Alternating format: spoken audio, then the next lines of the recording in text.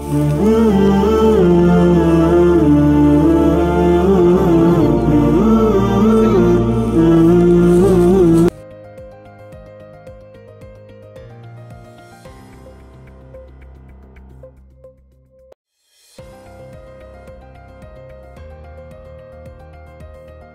కొమరయ్య పన్మడుగూడెం 4 ఎకరాల పొలము నేను నాటు పెట్టిన.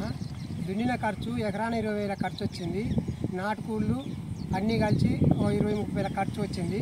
ఆఖరికి పంట గురించి ఎకరాన ఒక 50,000 పంట ఖరాబ్ అయిన. నీళ్లు అందియక నీళ్లు లేక నేను నష్టపోయినా. ఈ నష్టపోయిన ఖరీదు బాకీ తెచ్చిన సాకిలు తెచ్చి పెట్టినా బూడుదామంటే ఇప్పుడు బూడుతట్టు లేకుండా అయినా మళ్ళీ పంట వరకు నాకు ఏమైందో అని నాకు బాధ ఉంది. నా నష్టపరిహారం ఏమైనా కట్టిస్తారా అని ఆలోచన మీద నేను బాధపడుతున్నాను. తొర్రూరు డివిజన్ పరిధిలో ఏఐకేఎంఎస్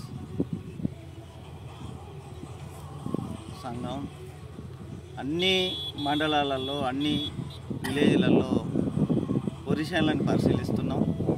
అదేవిధంగా వరి చేనులకు గత ప్రభుత్వం కాళేశ్వరం పేరుతోని నీళ్ళు అందిస్తాం అని చెప్పి ఆశ పెట్టి తీరా నాట్లు పెట్టుకొని పొట్ట దశకు రాగానే మొత్తం నీళ్లు రాకపోవడం వల్ల భారీగా రైతులు నష్టపోయారు.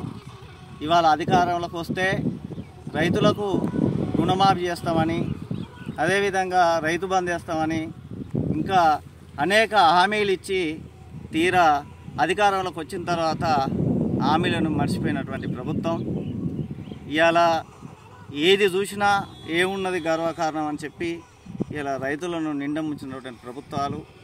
ఇది ప్రభుత్వ వ్యతిరేకత రాకుండా ఇవాళ ఏదో మాటలు చెప్పి కోటలు దాటుతున్నటువంటి గవర్నమెంటు ఇప్పటికైనా స్పందించి పంటలని పరిశీలించి అంచనేసి రైతులను ఆదుకోవాలని చెప్పి మేము అఖిల భారత రైతుల సంఘం డిమాండ్ చేస్తున్నాం.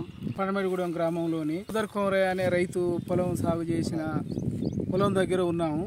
4 ఎకరాలు సాగు చేస్తే ఇందులో 3 ఎకరాలు ఎండిపోయింది. దీనికి సరైన నీటి వసతి లేక ఇబ్బందులకు పడుతుంటారు రైతులు. అదే కాళేశ్వరం పేరుతోటి కాళేశ్వరం నీరు చూసుకొని ఈరోజు రైతులు నాట్లు వేసుకున్నారు. ఆ నాటు పొట్ట దశకు రాగానే నీరు అందలేని పరిస్థితిలో ఉన్నది. కాబట్టి ఈ రాజకీయాల ఎత్తుగడల కోసం వాళ్ళిద్దరు కుమ్ములాట కోసం రైతులను బలిపెడుతున్నారు. ఆ నీరు కాళేశ్వరం పలిగిపోయింది, నీరు రాలేదు అని రాజకీయాల కోసం చెప్పుకుంటున్నారు. ఇన్ని రోజులు ఆగంగలేంది, ఒక్క కారు మాత్రం నీళ్లు ఆగకపోయినాయా? ఎన్నికల కోసమే ఈరోజు వాళ్ళ కుమ్ములాటలో రైతులను బలి చేస్తున్నారు. ఈ రైతులను ఇబ్బందులకు గురి చేస్తున్నారు. కాబట్టిగా ఈ ఎండిపోయిన రైతుకు ఎకరాన 30,000 చెల్లించాలి. దీనికి రాష్ట్ర ప్రభుత్వమే పూర్తి బాధ్యత వహించాలి.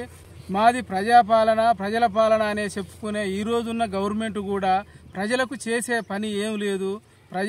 ఈ గత ప్రభుత్వం అవలంబించిన విధానాలనే ఈ ప్రభుత్వం కూడా అదే ధోరణిలో నడుస్తుంది. వ్యాప్తంగా రైతులను ఆదుకోలేని పరిస్థితిలో ఉన్నప్పుడు మేము మహబూబాబాద్ జిల్లా వ్యాప్తంగా రైతుల పక్షాన నిలబడి మేము ఈ ఉద్యమాన్ని ఉధృతం చేస్తాం.